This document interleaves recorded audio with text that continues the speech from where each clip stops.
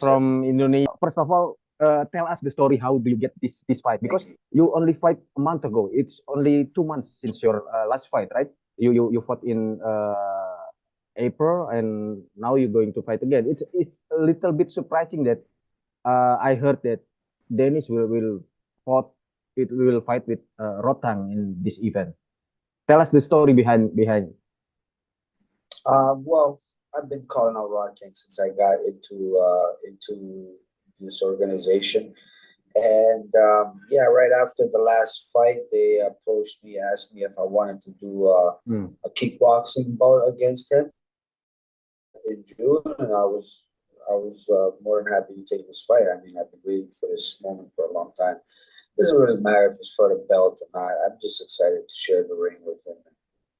You know? Yeah. It's a little bit intriguing also because this fight is going, as you said, is going to do the kickboxing, not Muay Thai. Why is it kickboxing? Why not Muay Thai or maybe a title fight already? I guess they are preparing him to fight Takeo in September or something like that. So I guess I'm like a warm-up fight for him. Yeah. But you are not going to give him an easy warm-up, yeah? We're going to warm him up, man. We're going to warm him up. It's going to be a good warm-up, for sure. Yeah. Denis, what kind of fight we can expect from you against Rodtang?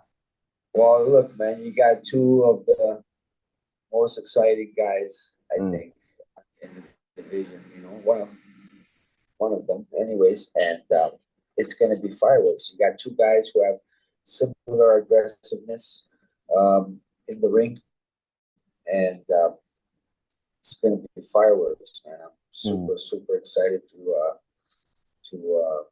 give the fans a wonderful performance. Yeah. And how do you see Rodtang as your opponent? He's an opponent, man. It's gonna be fun, man. And it's gonna be fun, you know. It's gonna be fun. That's all I'm saying. It's gonna be a good time.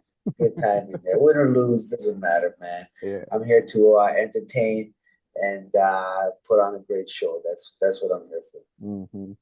But you said I've read that you mentioned that Rodtang is always get an easy opponent, right? Yeah, I mean, for a lot of fights, he's been getting a lot of non-ranked guys. He's been in division. I'm not saying all of the fighters he's fought were not good, but a lot of them were not at on that level, you know. Yeah. But it's okay, you know. We're gonna see on June 8th. I'm excited. Yes.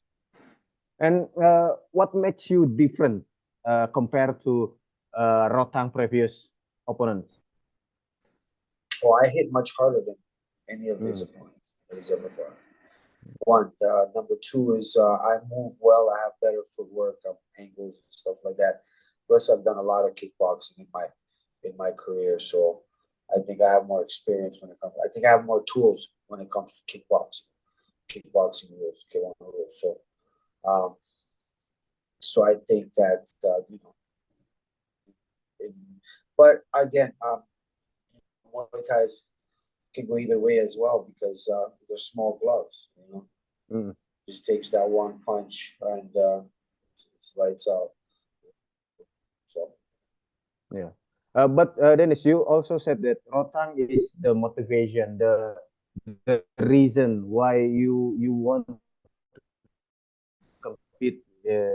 I read the stories that you watched Rodtang fight, and then you said to yourself, I have to meet this guy. I have to fight this guy. It just excites me because it reminds me of how I am, right? So like it's my kind of fight, you know. I've been very since I told myself I want to fight that guy, and I'm gonna go there and make it happen, you know. And he helped put Muay Thai on the map, and he's one of my favorite fighters. You know, I don't care. I don't care what anybody says. You know, sometimes a lot of people mistake my arrogance for confidence. You know what I mean? I'm not trying to be arrogant when I talk about these couple of kind of things. I'm just confident, you know. So he's one of my favorite fighters, and I would love to share a ring with a guy like that, because that's my kind of fight, man. You know, that's my kind of fight. Yeah, yeah. Dennis, what is your main weapon in a fight? Is it your punch? Is it your I have kick? good hands, kicks, you know, angles. I got everything, man. I got it all, you know. I'm short, so I don't use a lot of like knees and stuff like we obviously we don't. There's no clinching involved, so. But yeah, man, my hands are definitely some of my, you know, those are my top weapons, I think. You know, but I got some kicks as well. So the hips don't work the same anymore when you hit a certain age, right? So, you know, I'm trying to keep it low with the kicks. So Yeah. Dennis, we know that Rodtang is known for he is still like a body. His chin is. Do you think? Do you believe that your kick or your punch will be able to knock him down or knock him out? Well, again, he's fought guys that don't possess my kind of power. I think I have in this division. I think I have the most. I think I have the most power. So I think that will play. We'll see. I mean, I'm sure he's. Yeah. Dennis, if you manage to defeat Rodtang, can you say that you have accomplished your journey in this? Yeah, in this, that means in I've this reached the sport? goal. That means I've reached one of my goals, right? So now then it'll be time to set new goals, new records, break. You know what I mean? Like it doesn't stop there, bro. It doesn't stop there. You know, this is one of my dream fights, and it'll happen. It's finally happening, and you know, it doesn't matter the outcome. We're gonna set new goals after this, and we're gonna you know get there as well. Yeah. Dennis, and you are now in number 2 rank in the flyweight Muay Thai division. How close are you from the title fight? From the Well, I think if I beat Rodtang, I think I'm you know eligible enough to fight for a title in either kickboxing or Muay Thai. I think I deserve that. You know, he's the best in the world. You know, the biggest name, and it'll prove that I belong up there with these legends. Yeah. And how's your experience in one championship? Is it challenging enough for you? Yeah, I mean, of course, when you got some killers, they have the best strikers in the world fight in one championship. Yeah. And yeah, I mean, super excited to be a part of the show, and you know, the beautiful violence of Yeah. And how do you feel of fighting in Lumpini Boxing Stadium? It's this next fight will be at will in not be Pakarena, yeah. It'll be at And Impact how I do you mean, but feel? I mean, I love Lumpini, you know. You know, that's a legend right there. And, you know, Lumpini is always great atmosphere, great vibes, electrifying in there always. So it's always fight. It's fun to fight there. Yeah. And Dennis, if I'm not mistaken, you are training with Superbond. You once training with Superbond? Yeah, Superbond is a team of mine. You know, we've been teammates for a long time since you know, Buakao's camp back. Buakao bunch of team back in you know, 2012. And, Will you fight him? That's my right now. I'm not. I actually haven't. I wasn't. This camp is not done with Superbond. I actually had to hire a strength and conditioning coach. I'm in Phuket working with him. So you know, just so I make sure I have good conditioning for this fight. So yeah, I had to take a trip to Phuket and work on my conditioning. So that's what I'm doing now. And yeah, I'll be back in Bangkok in a week and a half or 2 weeks. So I'll be finishing my camp at Superman. Yeah, yeah. And as I said, if there's an opportunity, will you fight Superboy? As he's your teammate. If there's opportunity, will you fight him? To fight Superman? Yeah, yeah. No, he's not my weight class. He's too big. He's not even in my weight class, man. So yeah, I would never do. I don't fight teammates. So never. Dennis, can you tell us the story of your career? Because I believe that you are coming from a very rough, a very difficult childhood. You coming from the country with a war zone in country. How do you manage to reach this level with all the difficulties that you have faced? So I started martial arts at a young age. Escaped from the war. We were in a refugee camp. We actually started in a refugee camp, just like some karate guy was teaching karate. He was teaching the kids just to kind of keep us occupied during those times, And then when we escaped the refugee camp to get into Slovenia, we found a Taekwondo school that a Bosnian guy was teaching, and then I started doing that. This was in 1995. So 95, and then from there I just kept doing Taekwondo.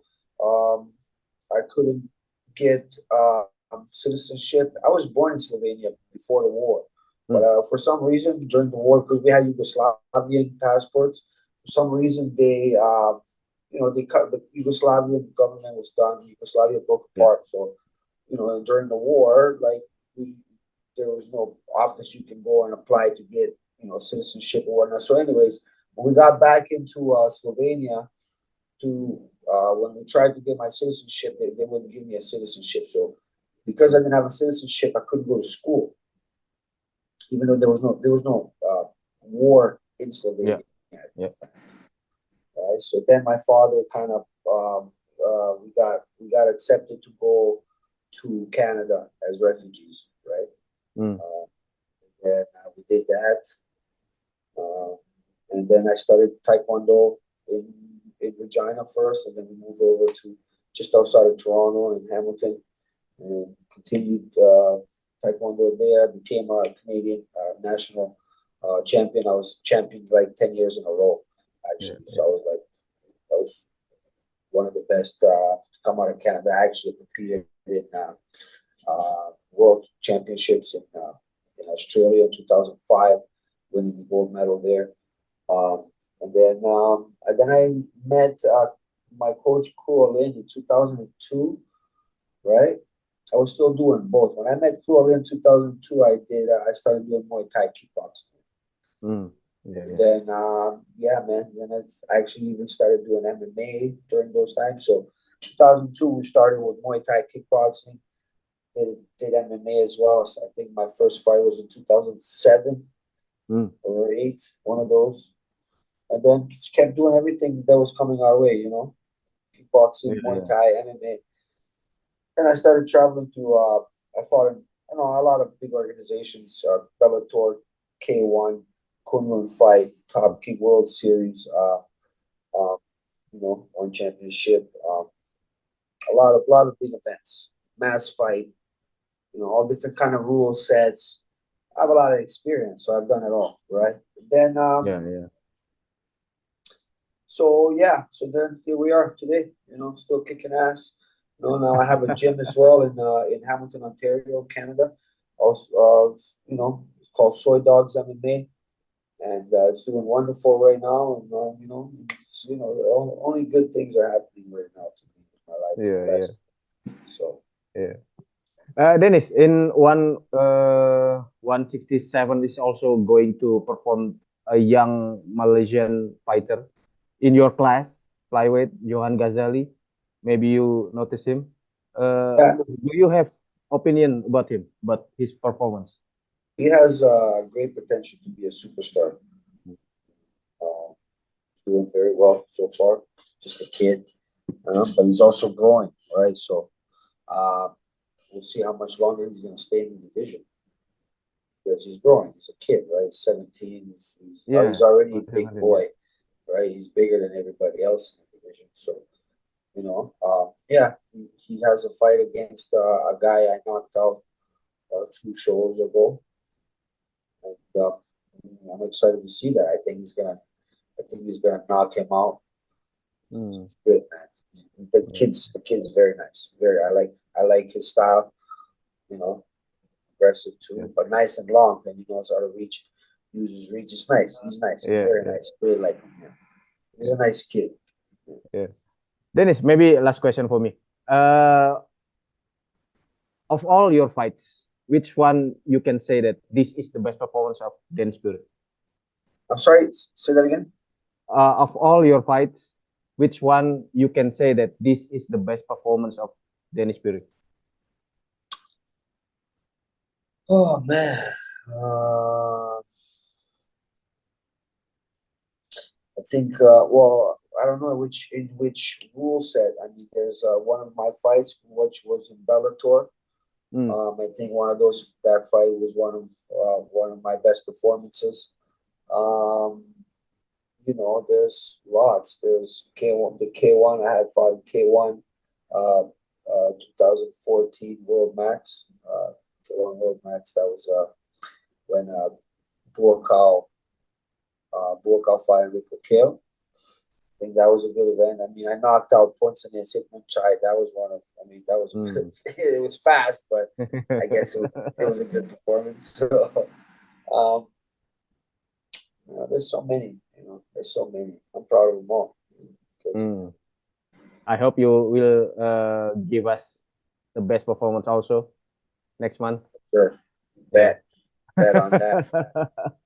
Thank you, Dennis. Thank you a lot for your time. Good luck on your fight. Thank you so much. Take care, brother.